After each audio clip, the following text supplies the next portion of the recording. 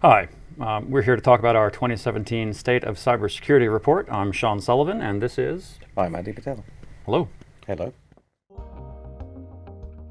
So our next set of stories are based on incident response cases that have been done by our cybersecurity consultants. So customers of ours who've had issues hacking, server compromises, contacted our incident response people who did investigations, forensics, and came up with,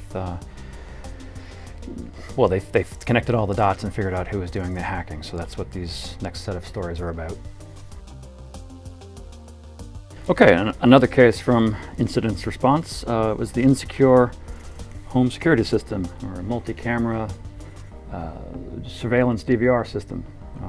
There was a customer who felt some of his business dealings were having some unexplained issues, so reached out to us with a variety of things and was a bit suspicious of one component. So our incident response people looked at everything, and what brought their focus on the DVR. Yeah, well, I mean, I guess the other thing the guy had to mention was that the lights were blinking when they shouldn't have been, and we got guys who love to dig into these sort of things, and so they really like hacked into the box itself and found that it had vulnerabilities. But they also found out that other people had found those vulnerabilities, and in fact they had shared them on the internet. At forums in what language? In Russian. Russian. So Russian language forums, guys talking about vulnerabilities in this product. That's always a good sign. You should dig deeper into the product yourself to look for what you can find. And I mean, these were not regular commodity pieces of hardware. Right? They were high-end, expensive.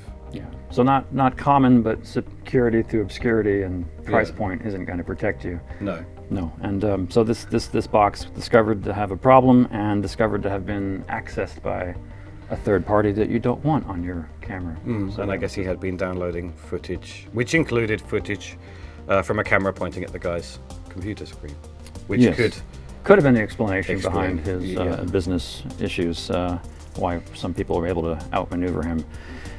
So beware of security systems that aren't up to date. Be checking if the vendor is patching the firmware. In this case, the vendor, I don't think, ever did patch this particular vulnerability. Them, and they said it's fixed in a new version of the hardware. Right. Yeah. So it's not something. This is kind of a common problem even with expensive systems, that the costs of rolling out firmware updates is prohibitive, and they don't get patched. So you've got to be aware of this, and you've got to keep on top of it yourself.